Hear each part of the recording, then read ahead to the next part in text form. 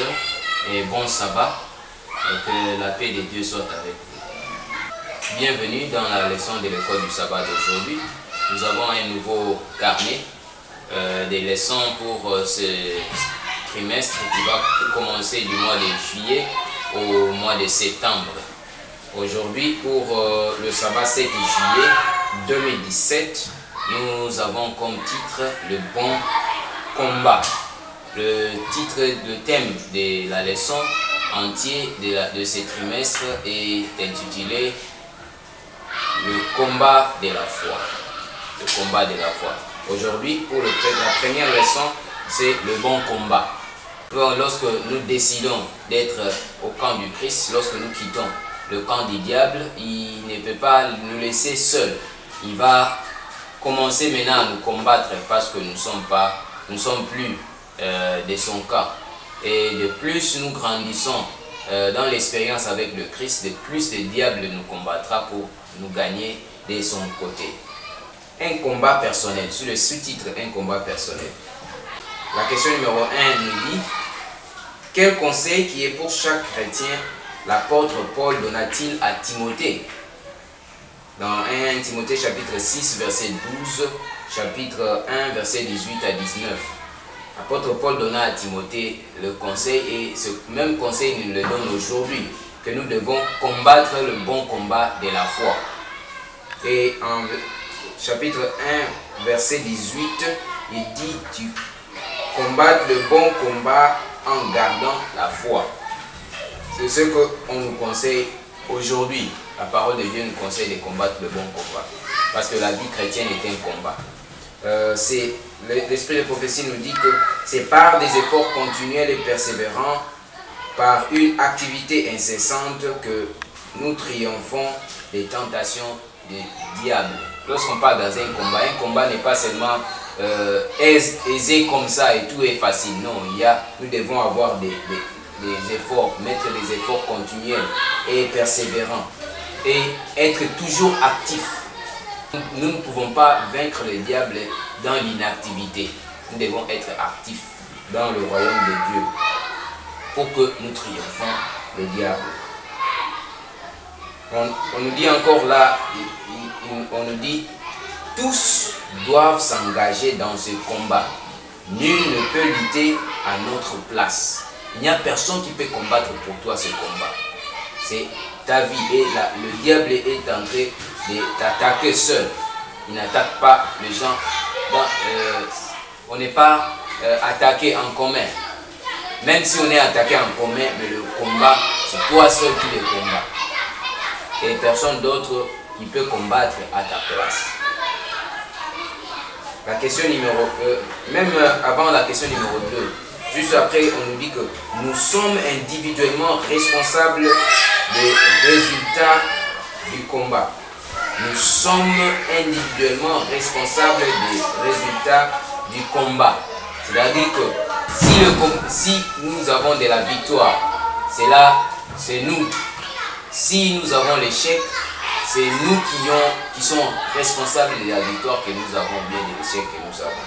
Et on nous dit dans Ézéchiel chapitre 14, verset 14 et verset 16, on nous dit: quand même Noé, Daniel et Jacob s'y trouveraient, aussi vrai que je suis vivant, dit le Seigneur l'Éternel, ils ne sauveraient ni fils ni fille par leur justice. Ils ne cesseront que eux-mêmes à cause de leur propre justice. Personne n'est sauvé à cause de la justice des autres. C'est seulement à cause de la justice de Christ que nous sommes tous sauvés. Dans quel combat est inévitablement impliquée chaque âme qui décide de quitter le camp de l'ennemi? Combien de temps ce conflit durera? 1 Pierre chapitre 5 verset 8. On dit: soyez sobres et veillez. Votre adversaire le diable rôde comme un lion rugissant, cherchant qui il dévorera. Et c'est tout le monde qui est impliqué. On dit dans quel combat est impliqué chaque âme qui a quitté le camp de l'ennemi. C'est le combat contre le camp du diable. Ce combat de la foi, dans le bon combat dont nous sommes en train de parler. Et ce combat durera juste aussi longtemps que nous vivons. le diable va nous combattre. L'esprit de prophétie nous dit, nul ne peut servir Dieu sans que s'unissent contre lui les hommes méchants et les mauvais anges. On ne peut pas choisir de servir Dieu sans que nous ayons les hommes méchants et les mauvais anges, des démons, sur notre sous notre trousse. Et nous devons le savoir bien et rester vigilants. On dit, quand Satan est sur le point de perdre une âme, il redouble d'efforts pour la garder. Si cette âme consciente du danger crie sa détresse et implore le secours de Jésus, Satan, craignant de perdre un captif, appelle un renfort pour enclore cette pauvre âme, l'envelopper de ténèbres si épaisses qu'aucun rayon de lumière céleste ne puisse l'atteindre. Mais si l'âme en danger persévère dans ses efforts, sentant son impuissance et faisant appel au mérite du sang du Christ, Jésus accueille la prière fervente de la foi et envoie un renfort d'anges puissants pour le délivrer. Lorsque le diable veut perdre un âme, il va faire en toutes sortes de les garder. Et si cette âme prie, Jésus envoie les renforts des anges, et le diable aussi va encore renforcer encore ses forces, juste pour cette âme qui veut accepter le Seigneur. Et maintenant, cette âme ne doit pas abandonner. Si le diable te commande de te combattre aujourd'hui parce que tu veux accepter le Christ et que tu es dans la bonne voie pour suivre le Christ, n'abandonne pas. Continue encore à prier. La question numéro 3, sous les sous-titres, la force et la grâce indispensables pour défendre la vérité. Question numéro 3 nous dit, quelle est la double nature de ce combat? Ce combat, c'est comme aussi une course. C'est un combat et puis c'est une course. Selon Philippiens chapitre 3, verset 12 et verset 14. On dit, ce n'est pas que j'ai déjà remporté le prix ou que j'ai déjà atteint la perfection, mais je cours pour tâcher de le saisir, puisque moi aussi j'ai été saisi par le Christ.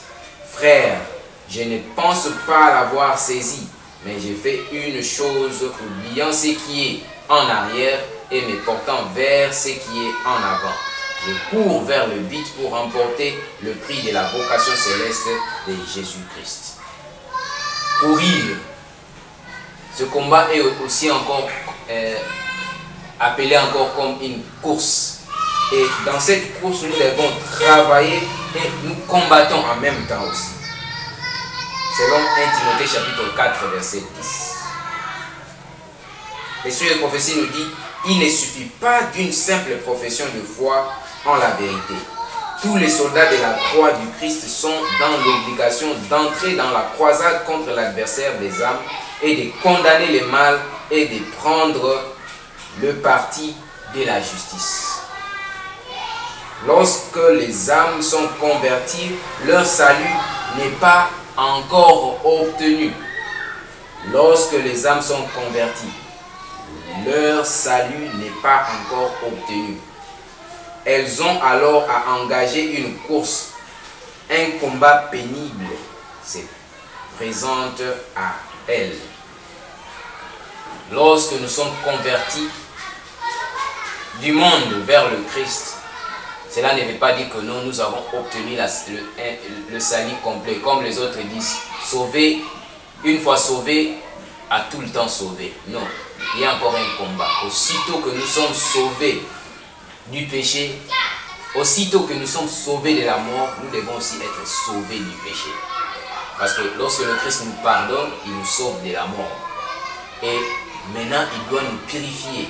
Après la justification, il y a la sanctification, la purification. Comme il dit que si nous confessons nos péchés, il est juste pour nous pardonner. Justification. Et pour nous purifier de toute iniquité. Le péché en nous, c'est ça l'iniquité. Et ça peut prendre toute une vie. Aussi longtemps que nous vivons, le Christ est en train de faire ce travail. Et nous avons un combat constant entre les forces du diable. D'abord entre nous-mêmes, entre le moi. Question numéro 4. Qu'est-ce qui est absolument indispensable? Hébreux chapitre 11, verset 1, 1 Jean chapitre 5, verset 4. Ce qui est indispensable, c'est la foi. Sans la foi, il est impossible d'être agréable à Dieu. Parce que Dieu veut que celui qui vient à lui croit qu'il existe et qu'il est le rémunérateur de ceux qui le cherchent. On nous dit que la foi est une ferme assurance des choses qu'on espère, une démonstration de celles qu'on ne voit pas. Le mot ferme assurance en grec veut dire, veut dire substance. Une substance, ça veut dire que tu espères quelque chose, mais tu es en train de démontrer comme si tu en as déjà reçu. Le Christ a dit, si vous priez, croyez que vous l'avez reçu et vous le verrez accomplir. C'est ça la foi. Et cela est indispensable dans ce combat ici que nous sommes en train de combattre avec les forces du malin.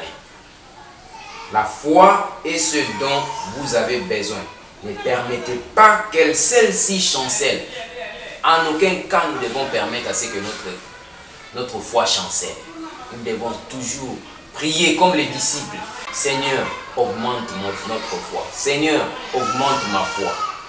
Renforce ma foi. Fortifie ma foi. Et cela devrait être notre prière. On dit, si Dieu que soit le combat, luttez à tout prix, car les promesses divines sont oui et amen en Jésus-Christ. Les promesses divines sont oui et amen en Jésus-Christ. Lorsque Dieu parle, il va l'accomplir exactement comme il a dit. Nous devons garder la foi, nous devons espérer en lui. C'est lui-là qui a promis, c'est celui qui va accomplir sa promesse. Et c'est lui-là qui a promis est juste et vrai. Mettez votre main dans celle du Christ. Il y a des difficultés à surmonter, mais des anges puissants en force coopéreront avec le peuple de Dieu. Il y a des anges encore puissants qui sont prêts à coopérer avec nous. Si seulement nous gardons notre foi. Ne doutons pas. Question numéro 5. Que donnera Dieu aux soldats chrétiens pour qu'ils puissent subsister au cours de la bataille? Que donnera Dieu aux soldats chrétiens pour qu'ils puissent subsister dans la bataille? Psaume chapitre 27, verset 1. Psaume 29, verset 7. Dieu va nous donner de la force. Il va nous fortifier à tout moment. De la force et de la puissance est promis à tout soldat du Christ. Pour que nous soyons forts dans le combat. J'aime le psaume 27, verset 1. Il dit, l'Éternel est ma lumière et mon salut. De qui aurais-je crainte? L'Éternel est le soutien de ma vie. De qui aurais-je peur? 2 Timothée chapitre 2 verset 1 dit, toi donc mon enfant, fortifie-toi dans la grâce qui est en Jésus-Christ. La force, Dieu nous fortifie toujours. Question numéro 6. Qu'est-ce que nous rappellent certains exemples de l'Ancien Testament? Qu'est-ce qu'accomplirent les croyants grâce à leur ferme foi en Dieu? Hébreux chapitre 11 verset 29 au verset 32. On dit, c'est par la foi qu'ils traversèrent la mer Rouge comme un lieu sec, tandis que les Égyptiens qui en firent la tentative furent engloutis. C'est par la foi que le muraille de Jéricho tombèrent après qu'on en eut fait le tour pendant 7 jours. C'est par la foi que Rahab, la prostituée, ne périt pas avec les rebelles, parce qu'elle avait reçu les espions avec bienveillance. Et que dirais-je encore, car le temps me manquerait pour parler de Gédéon, de Barak, de Samson, de Jephthé, de David, de Samuel, des prophètes. Et on peut en citer, de notre temps, on peut en citer encore les apôtres même, Jean, Jacques, Pierre, Paul, tous. Ils ont accompli beaucoup de choses, comme nous l'avons vu ici. Marcher dans la mer Rouge. Lorsque les enfants d'Israël murmuraient vers Moïse, Moïse a dit, qu'est-ce que vous faites? Dieu dit à Moïse, Moïse, qu'est-ce que vous attendez? Dis au peuple d'avancer. Avancer où? Vers la mer Rouge. Le peuple avancèrent vers la mer Rouge. C'est alors, lorsqu'ils ont mis leurs pieds dans la mer, que Dieu a ordonné à Moïse de lever sa canne pour que la mer se divise en deux. À tout moment où nous devons d'abord exercer notre foi pour voir la main de Dieu sur notre vie. Pour voir un miracle, nous devons exercer notre foi. Le miracle ne vient pas d'abord puis la foi. Non. ça, c'est pas la foi.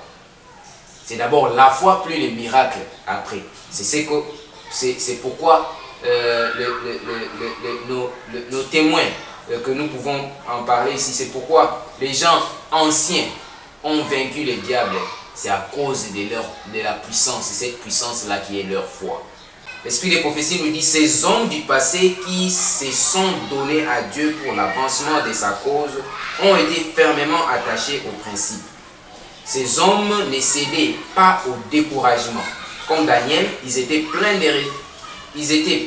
respect et de zèle pour Dieu, animés des nobles desseins et des hautes aspirations, faibles et puissants par nature, autant que ceux qui travaillent aujourd'hui dans l'œuvre, ils ont placé toute leur confiance en Dieu. Ces gens ici du passé, ces hommes du passé, qu'aujourd'hui nous appelons les héros de la foi, ils ont été aussi faibles que nous sommes. La Bible dit, Élie était un homme de même passion que nous. Il pria pour qu'il ne pleuve pas 3 ans et demi et cela c'était fait. Et il pria encore pour qu'il pleuve et il plut. Lorsque nous prions et nous persévérons dans la foi, Dieu agit toujours. La foi d'abord, nous devons marcher par la foi et non par la vie pour vaincre dans ce combat, ce bon combat de la foi. La dernière question, la question numéro 7. Quel sera le résultat du combat de la foi pour ceux qui, comme l'apôtre Paul, endureront fidèlement jusqu'à la fin? 2 Timothée chapitre 4 verset 8. Avant là-bas, dans 1 Timothée, nous avons dit qu'il disait comme s'il n'a pas atteint la perfection, il était encore dans le combat. 2 Timothée, il réécrit encore à Timothée, il dit, j'ai combattu le bon combat, j'ai achevé la course, j'ai gardé la foi. Désormais, la couronne de justice m'est réservée. Le Seigneur, le juste juge, me la donnera dans ce jour-là. Et non seulement à moi, mais encore à tous ceux qui auront aimé son avènement. Dieu est prêt à nous donner cette couronne de la justice. Ce que nous devons faire, c'est de combattre le bon combat et de garder la foi jusqu'à la fin. Ce n'est pas que non, je combats maintenant, lorsque je vois le combat s'endure, je commence à douter. Lorsque je vois que c'est très dur, je vais abandonner. Non, on n'abandonne pas. Je sais qu'à ce moment-là, tu es en train d'expérimenter quelques combats. Dans n'importe quel domaine dans ta vie spirituelle. Mais n'abandonne pas encore. Le diable veut que tu abandonnes ta foi. Il veut que ta foi chancelle pour que tu doutes. Juste un petit doute là, il peut avoir l'avantage sur toi. Nous ne devons pas donner au diable même cette petite satisfaction. Mais nous devons toujours lui montrer que nous avons la foi en Dieu. Notre Jésus-Christ est capable. L'esprit des prophéties nous dit, il a fait des riches et abondantes promesses à ceux qui vaincront.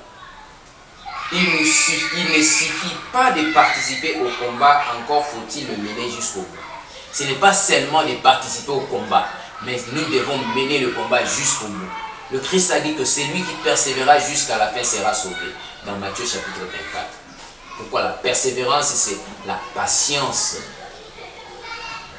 l'endurance joyeuse. C'est ça la persévérance, l'endurance joyeuse. Et pas nous en dirons, mais nous murmurons, ça ce n'est pas la persévérance. Nous devons être comme l'apôtre Paul nous l'a dit, nous se réjouir toujours dans le Seigneur et combattre le bon combat dans la foi. Nous devrions ignorer ce que céder veut dire et combattre le bon combat de la foi jusqu'à la fin. Une victoire triomphale est promise aux vainqueurs. La Bible dit dans Apocalypse chapitre 2 verset 7, aux vainqueurs, je donnerai à manger de l'arbre de vie qui est dans le paradis de Dieu. Que Dieu nous bénisse tous. Combat le bon combat, ce combat de la foi. Marchons par la foi et non par la vue dans ce combat. Car il y a beaucoup de promesses qui sont promises aux vainqueurs. Jésus nous a promis que nous nous assiérons sur son trône comme il a aussi vaincu et s'est assis sur le trône de son Père. il y a encore plusieurs d'autres promesses aux vainqueurs. Mais c'est seulement ceux qui vaincront. C'est ceux-là qui vaincront, c'est seulement ceux-là qui combattront jusqu'à la fin. Mon frère, ma soeur, n'abandonne pas ce bon combat de la foi. Le Christ t'a appelé pour que tu entres dans ces combats, pas pour que tu échoues, mais c'est pour que tu vainques, pour que tu sortes et que tu sois victorieux. Que Dieu te bénisse et qu'il vous bénisse encore. Au nom de Jésus-Christ. Amen.